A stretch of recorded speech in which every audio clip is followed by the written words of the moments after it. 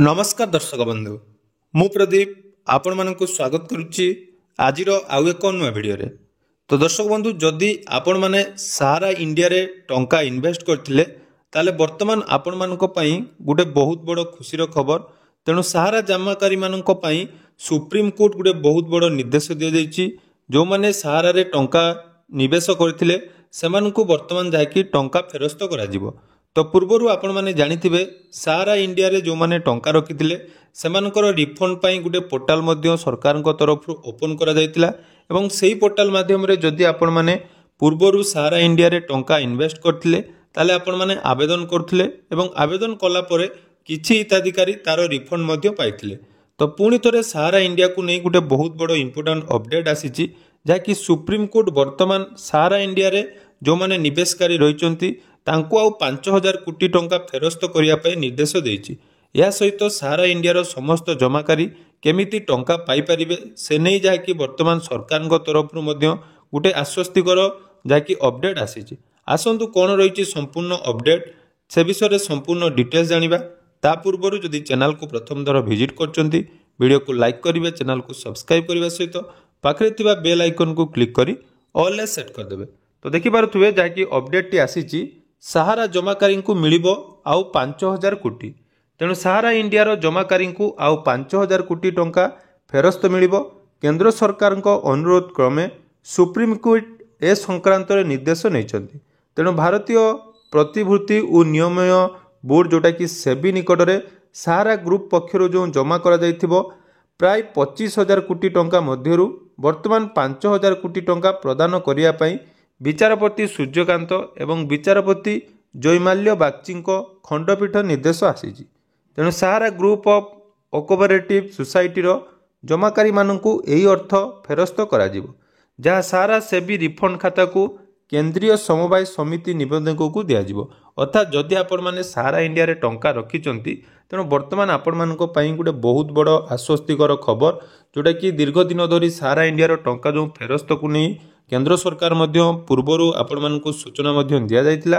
तेणु एने वर्तमान सुप्रीम कोर्ट रे गोटे बहुत बड़ इंपोर्टेंट अपडेट आसीछि। तेणु सुप्रीम कोर्ट रो 2023 मार्च आदेश रे दिया जायतिबा प्रक्रिया अनुरूप यह संपादित होबो। एथि सहित 2023 डिसेंबर रे आवंटित 5000 कोटी टंकार वितरण पई अंतिम तारीख 2025 डिसेंबर 31 रु वृद्धि करा जाई 2026 डिसेंबर 31 पर्यंत करागला।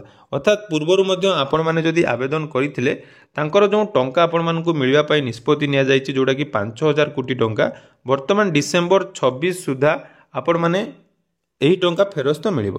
तेणु पिनाक पाणी महांती जनस्वार्थ मामला रे केंद्र सरकार दाखल करथिबा आवेदन उपरे सुप्रीम कोर्ट एही निर्देश दैचंती। तेणु 2023 रे सुप्रीम कोर्ट को आयर जो रहितला फेरस्त प्रक्रिया पूर्वतन विचारपति आर सुभाष रेड्डी तदारख होता बेले तांकु वरिष्ठ आईनजीवी गौरव गोगोई न्यायमित्र भाव सहायता करुछंती। तेणु केंद्र सरकार को सूचना अनुसार 5.43 कोटी निवेशक वर्तमान सुधा 1,13,504 कोटी टंका जाकि दाबी करिसंती। सेथिरु 26,25,090 जन जमाकारी को मोट 5,053 कोटी टंका फेरस्त करा जायछि। या व्यतीत 13,34,994 जन निवेशक निर्धारित वेब पोर्टाल अर्थ फेरी पाइबा पई आवेदन करचंती। अर्थात जो माने सारा पोर्टाल जो मानकर आवेदन करथिले सेमानकु जायकि एही फेरस्त मिलिबो एवं सेही आवेदन गुड़िकर जांच कार्य वर्तमान जारी रहिछि। एमानक दाबी प्राप्त जोटा कि रहिछि आपण मानकर टोटाल ऊपर जदि आमे देखिबा 27,849.95 कोटी टंका रहिछि। तेणु 2012 अगस्ट रे सुप्रीम कोर्ट सहारा रियल इंडस्ट कॉर्पोरेशन लिमिटेड और सहारा हाउसिंग इंडिया कॉर्पोरेशन लिमिटेड रो निवेशक को अर्थ फेराइबा पई निर्देश दिया जायतिला। तेणु जो माने भी सहारा रे टंका रखिथिले तेणु आपण मानको पई गुडे आश्वस्तिकर खबर वर्तमान जाकि आपण मानकु आपनकर जमा राशि रो किछि टंका मिलिया पई जाउची।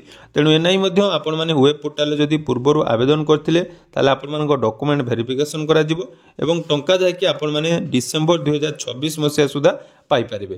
तेणु जहाँ भी हो आपण मानकु एही टंका मिलिबो। आपण माने जदि सठिक भाव रे आवेदन करिसेंती ताले आपण माने निज निजर निवेश पाई परिबे।